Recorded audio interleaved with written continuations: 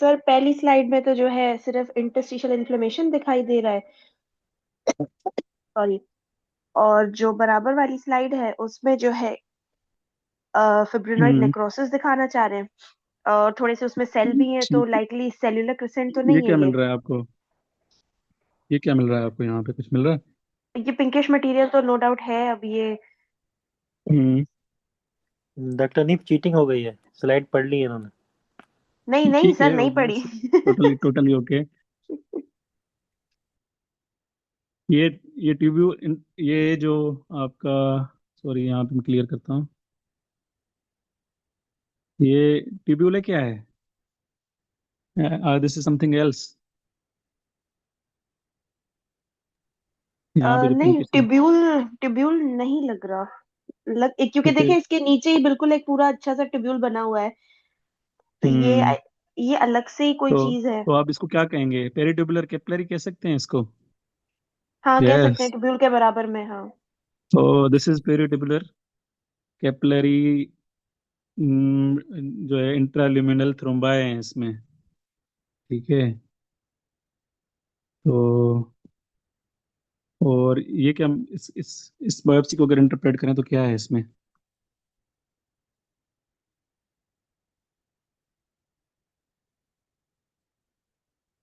दूसरी B B picture को हम अगर देखें तो क्या है?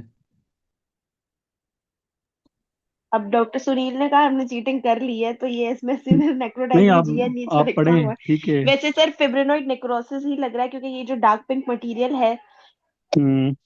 वो नेक्रोसिस को ही शो कर रहा है। जैसे आपने बताया था कि कैपिलरी में जब वो ब्लीड कर जाता है तो फिर ऐसे प्रेजेंट करता है। हम्म। तो बाकी आप सेल्स नजर आ रहे हैं। Can you appreciate the crescent? जी बिल्कुल, क्रिसेंट नजर क्रिसेंट, हाँ है, बिल्कुल है। कहाँ से? अगर हम क्लॉक पोजीशन से ये है हमारा 3 o'clock। हाँ, 3 और 6 के बीच वाला है ना। Very good. बिल्कुल 3 अराउंड 7, हाँ इतना ही है। तो मैं आपसे पूछ रहा हूँ इसका डायग्नोसिस क्या होगा? इसके बेसिस पे नेक्रोटाइजिंग क्रिसेंटिक जीएन कहेंगे हम। Yes, necrotising crescentic GN. ठीक डॉक्टर है। जी, किसी ने सवाल पूछा है कमेंट में कि नेक्रोटाइजिंग जीएन जो है वो पैथोग्नोमिक है इनका एसोसिएट वेस्कुलाइटिस के या नहीं है। Fibrinoid necrosis. ठीक है। The term is fibrinoid necrosis. और yes, necrotising GN is pathognomonic for ANCA vasculitis. ठीक है। जो अब अभी जो इतना पूरा हम डिस्कस करके आए हैं पीछे, जो पैथोलॉजी में नेटोसिस, ठीक है,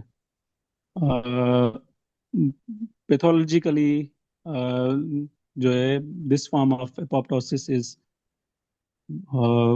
most of the time seen with oncovasculitis। तो हम कह सकते हैं इसको यस।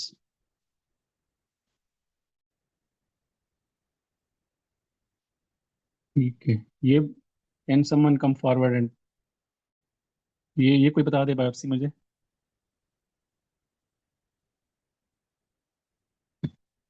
हम्म,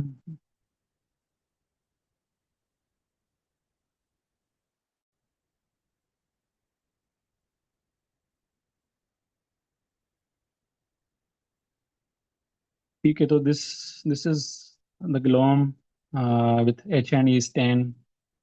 ठीक है, showing crescent formation, almost entire glomerulus is involved with the crescent formation। ठीक है। ये बिल्कुल ही रिड्यूस होके रह गया है इसमें, जो आपका ग्लोमेरुलर के प्रली ट्रफ्ट है जो है। ठीक है, बिल्कुल ही थोड़ा सा रह गया है उसमें, यहाँ तक। ये कैपिलरी ट्रफ्ट हो गया, यहाँ से ये सारा क्रिसेंट हो गया। ये क्रिसेंट हो गया इतना बड़ा। ठीक है, आगे चलें डॉक्टर सुनील। डॉक्टर हनीफ, इसे हम्म। हम फाइब्रस फाइब्रस क्रिसेंट कहेंगे या फाइब्रोसेल्युलर? कुछ सेल्स बहुत हम्म। कम नजर आ रहे हैं। डॉक्टर सुनील ने आपको पढ़ाया है फाइब्रस क्या होता है, फाइब्रोसिल्लर क्या होता है, सेलुलर क्या होता है? डॉक्टर सुनील, आपने इनको पढ़ाया है? पढ़ाया होगा, याद नहीं है। डॉक्टर नीफ इनको वीडियो शेयर की है आज मैंने, शायद इन्होंने देखी नहीं है।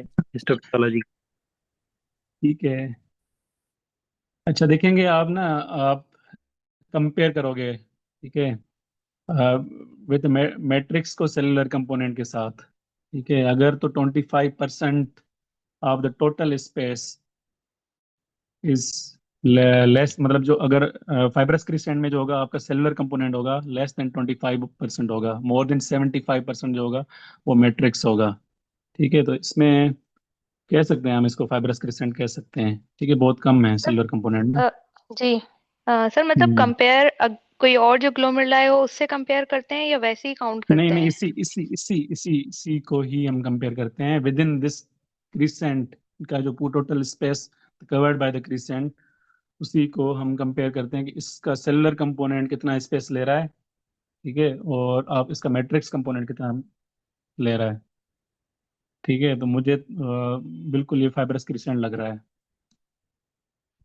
ठीक है, और अगर फाइब्रोसेलुलर क्रिसेंट की बात करें तो उसमें 50% से ज़्यादा होते हैं आपके, लेकिन 75% से कम जो फाइब्रोसेलुलर है।